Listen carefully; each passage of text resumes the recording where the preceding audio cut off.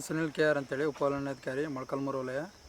ಈ ಒಂದು ಶ್ರೀ MDM ಸಸ್ಯ ಕ್ಷೇತ್ರ ಮೊಳಕಾಲ್ಮೂರು ಇಲ್ಲಿ 2023-24ನೇ ಸಾಲಿನಲ್ಲಿ 6,99,420 ಸಸಿಗಳನ್ನು ಬೆಳೆಸಿರ್ತೇವೆ.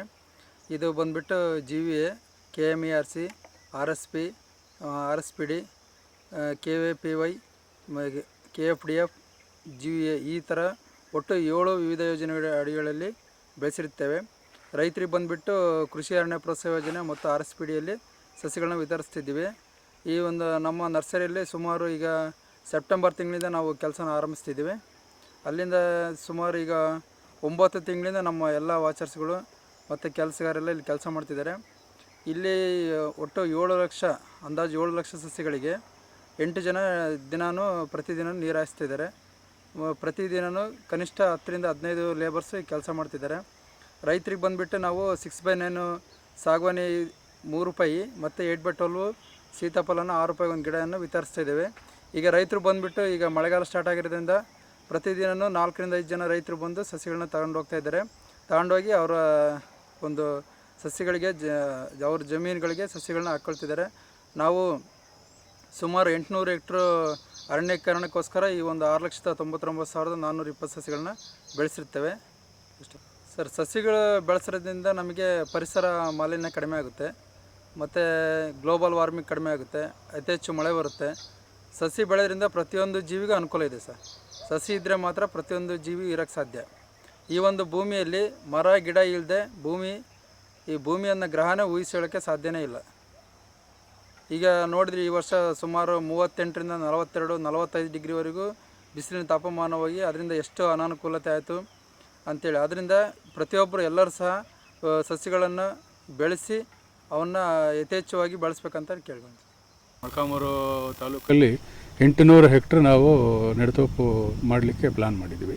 ಅದು ಪೂರ ಕಮರಕಾವಲು, ಸೂರಮ್ಮನಹಳ್ಳಿ, ತುಮಕೂರಹಳ್ಳಿ, ಮುತ್ತಿಗೆರಹಳ್ಳಿ ಈ ಎಲ್ಲ ಎಲ್ಲೆಲ್ಲಿ ನಮಗೆ ಕಾಡು ಕ್ಷೀಣಿಸಿ ಅಲ್ಲಿ ಕಾಡು ಡಿಗ್ರೇಡ್ ಆಗಿದೆ ಅಂಥ ಏರಿಯಾಗಳನ್ನ ಸೆಲೆಕ್ಟ್ ಮಾಡಿಕೊಂಡು ನಾವು ಈ ವರ್ಷ ಈ KMRCನಲ್ಲಿ ನೆಡತೋಪು ಮಾಡಲಿಕ್ಕೆ ನಾವು ಕಾರ್ಯಕ್ರಮ ಹಾಕ್ಕೊಂಡಿದ್ದೀವಿ. ರೈತರಿಗೆ ಈ ಏನು ವಿತರಣೆ ಮಾಡಲಿಕ್ಕೆ ಈ ಹಣ್ಣಿನ ಗಿಡಗಳಾದ ಈ ಸೀತಾಫಲ ಮತ್ತು ಬೇರೆ ಬೇರೆ ನೇರಳೆ, ನೆಲ್ಲಿ ಈ ಥರ ಹಣ್ಣಿನ ಗಿಡಗಳನ್ನು ನಾವು ಬೆಳೆಸ್ಕೊಂಡಿದ್ದೀವಿ. ಈಗಾಗಲೇ ಮಳೆ ಮೊನ್ನೆ ಬಂದಾಗೆಲ್ಲ ರೈತರು ತೊಗೊಂಡೋಗ್ಲಿಕ್ಕೆ ಸ್ಟಾರ್ಟ್ ಮಾಡಿದ್ದಾರೆ.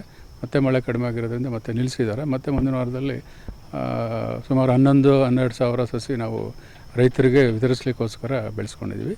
ಉಳಿದಿದ್ದೆಲ್ಲ 6,50,000 ನಮ್ಮ ನೆಡತೋಪು ಇಲಾಖೆ ನೆಡತೋಪುಗಳಿಗೆ ನಾವು ಬೆಳೆಸ್ಕೊಂಡಿದ್ದೀವಿ. ಇಲ್ಲಿ ಮೊಳಕಾಲ್ಮೂರಲ್ಲಿ ಹೇಳಬೇಕಂತ ಹೇಳಿದ್ರೆ ಸೂರಮ್ಮನಹಳ್ಳಿ ಒಟ್ಟು ಕಮರಕಾವಲ್ ರಿಸರ್ವ್ ಫಾರೆಸ್ಟ್ ವ್ಯಾಪ್ತಿನಲ್ಲಿ ಒಂದು 5-6 ಗ್ರಾಮಗಳ ವ್ಯಾಪ್ತಿನಲ್ಲಿ ಎಲ್ಲಿ ಫಾರೆಸ್ಟ್ ಡಿಗ್ರೇಡ್ ಆಗಿದೆ ಅಂದರೆ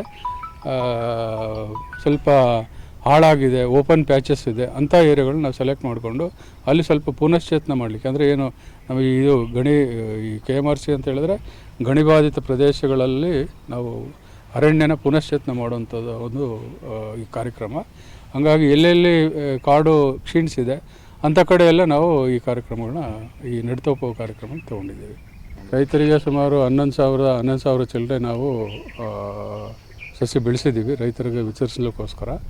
ಅದರಲ್ಲಿ ನಾವು ಹಣ್ಣಿನ ಸೀತಾಫಲ ಇರ್ಬೋದು, ಸೀವಣಸೆ ಇರ್ಬೋದು, ಟೀಕು ಮತ್ತು ಬೇರೆ ಬೇರೆ ಹಣ್ಣಿನ ಗಿಡಗಳು, ಬಾಂಬು, ಬಿದಿರು ಕೂಡ ನಾವು ಹಂಚ್ತೀವಿ.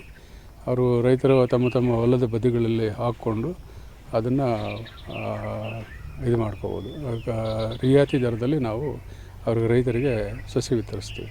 ಇದನ್ನು ಮತ್ತೆ ವಾತಾವರಣ ಕಾಣಿಸ್ತಾ ಇದೆ. ವೆದರ್ ಫೋರ್ಕಾಸ್ಟ್ ಪ್ರಕಾರ ಮುಂದಿನ ವಾರದಲ್ಲಿ ನಾವು ಎಲ್ಲ ಪ್ರದೇಶಗಳು, ಎಲ್ಲ ತಾಲೂಕುಗಳಲ್ಲಿ ಫುಲ್ ಫ್ಲೆಡ್ಜ್ ಆಗಿ ನಾವು ಗಿಡ ನೆಡೋ ಕಾರ್ಯಕ್ರಮನ ನಾವು ತೊಗೊತೀವಿ.